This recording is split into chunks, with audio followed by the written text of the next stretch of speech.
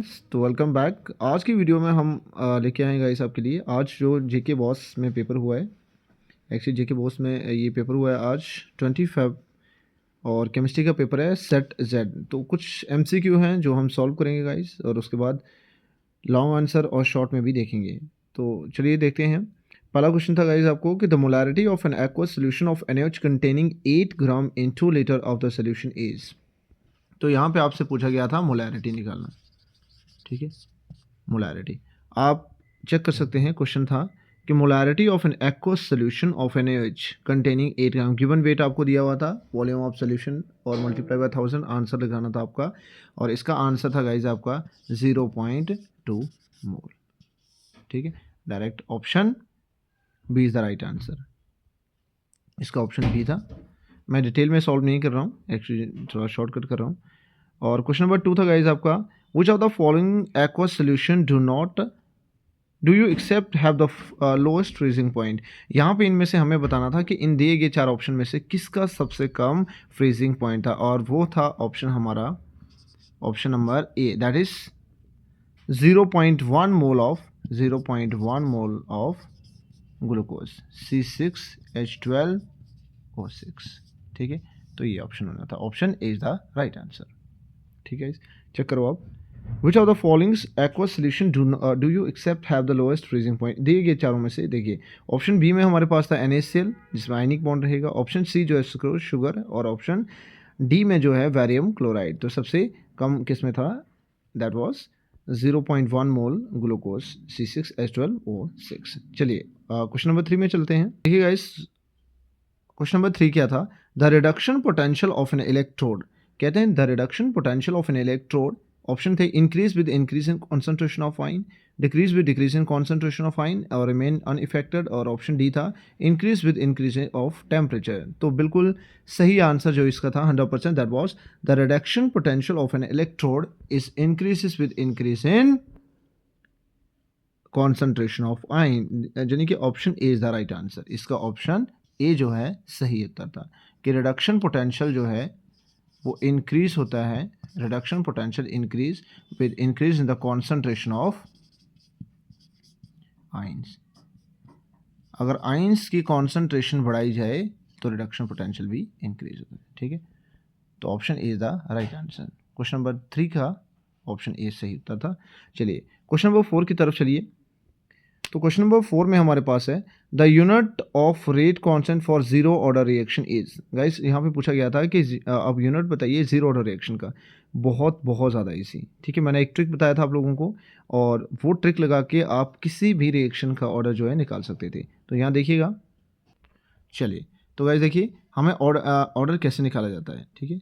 यहाँ पे हमें निकालना था unit, what are the unit of rate constant for zero order reaction. Zero order reaction के लिए एक शॉर्टकट ट्रिक रहता है गाइस, जो कहता है मोल 1 - n लीटर n-1 और सेकेंड -1। ये ट्रिक अगर आप याद रखते हो, ये फॉर्मूला अगर आप याद रखते हो, तो किसी प्रकार का कोई भी आपको जीरो फर्स्ट सेकेंड कुछ भी पूछता है, आप बहुत बिंदास दे सकते हैं आंसर। चेक करिए, यहाँ पे आपको पूछा जीरो, तो n की वैल्यू होने वाली थी जीरो। पुट करो n की वैल्यू जीरो फॉर्मूले में, मोल 1 - 0 लीटर 0-1 और सेकेंड -1। आंसर देखो, चेक करो, मोल 1 लीटर -1 और सेकेंड -1, ये आंसर आना था। चेक करिए, और गाइस यहाँ पे आप चेक कर सकते हैं, ये आपको ऑप्शन जो है दिख रहा होगा, I think option C is the right answer. आप देख सकते हैं ऑप्शन सी जो है सही उत्तर था एकदम।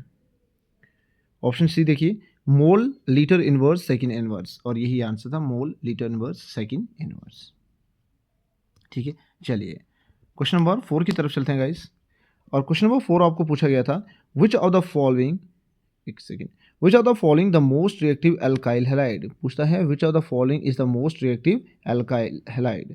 तो यहाँ पे ऑप्शन थे हमारे पास इथाइल फ्लोराइड, इथाइल क्लोराइड, फिर इथाइल ब्रोमाइड और इथाइल आयोडाइड। हम जानते हैं रिएक्टिविटी ऑफ एल्काइल हैलाइड, और तो गाइस चेक करिए reactivity of alkyl halide. Alkyl halide की रिएक्टिविटी चेक करेंगे अगर हम लोग, तो सबसे हाईली रिएक्टिव है आयोडाइड, फिर ब्रोमाइड, फिर क्लोराइड और फिर फ्लोराइड।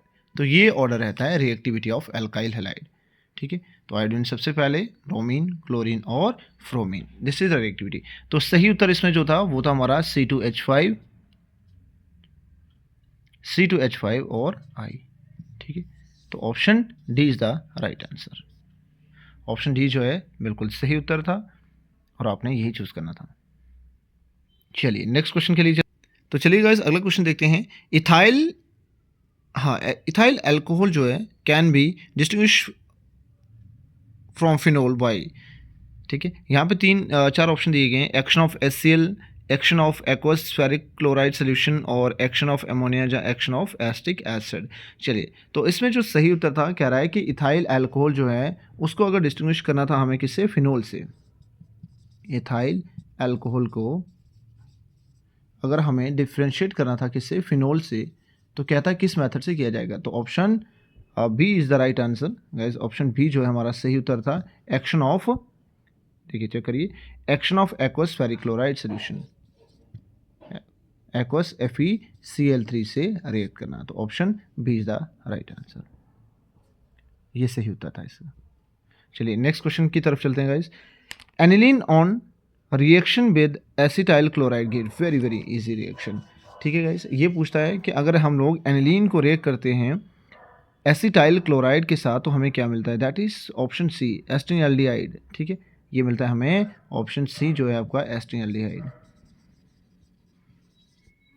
ठीक है, यहाँ पे एक आपको पूछा गया है एस्टामाइड मिलता है, नहीं गाइस, एस्टामाइड तो बिल्कुल भी नहीं मिलता है। फिनोल, बिल्कुल फिनोल तो नहीं मिल सकता था, और बेंजीन भी नहीं मिल सकता था। तो ऑप्शन सिर्फ बी और सी में से एक था, तो that was option C is the right answer. ठीक है, अगर एनिलीन था, phenol aniline on reaction with acetyl chloride and give us acetaldehyde. ठीक है, चलिए क्वेश्चन नंबर 8 की तरफ चलते हैं। Which of the following ligands is not chelating ligands. कहते हैं कि दिए गए 4 ऑप्शन में से कौन सा चलेटिंग लिगेंड्स नहीं था। देखिए आप लोग जानते हैं कि EDTA है बिल्कुल, फिर एथिलीन डाइअमाइन ये भी है, फिर आगे है ऑक्सलेट, बिल्कुल ऑक्सलेट भी है, but option D is the right answer. That is, देखो ऑप्शन डी क्या है गाइज, ऑप्शन डी हमारे पास पिरिडीन, और पिरिडीन एक बेस होता है। देखो ये है पिरिडीन आपका। ठीक है, ये इसके बारे में पूछता है क्या ये आपका लिगेंड है, तो नहीं गाइस, बिल्कुल भी ये लिगेंड चलेटिंग लिगेंड्स की तरह वर्क नहीं करेगा। तो option D is the right answer. Option D यहाँ पे सही उत्तर था। चलिए नेक्स्ट क्वेश्चन की तरफ चलें। अगर क्वेश्चन नंबर 9 जो है गाइस, चेक करें। Pentose sugar present in RNA is.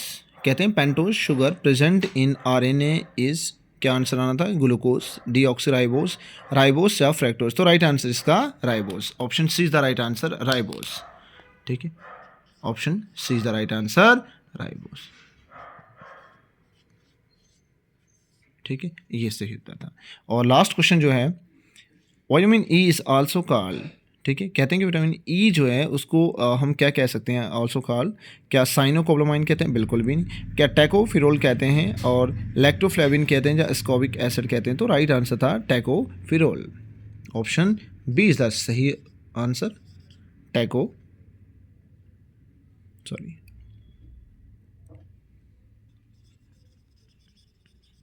ठीक है, तो ये गाइस इसका सही उत्तर था टैकोफिरोल। तो ये थे हमारे 10 MCQ जो जेट सेट आया था आज के पेपर में। यानी आज है 20 फेब, और 20 फेब को गाइस JK बॉस का पेपर हुआ है केमिस्ट्री का। अभी रिसेंटली आने वाला है हमारा CBSE का। तो जो लोग तैयारी कर रहे हैं अच्छे से तैयारी करना गाइस, इतना इजी पेपर नहीं आता है। आज JK बॉस 20 फेब 2025। ठीक है, तो आज हमने किए ये 10 MCQ सॉल्व, और आपका सेट था जेड। ठीक है, जेड सेट एक्चुअली कभी कभार देखा जाता है कि ये टफ रहता है। ठीक है, सभी सेट में मैं मानता हूँ ऐसा कि हल्का सा ये थोड़ा सा टफ रहता है। ठीक है गाइस, थैंक यू।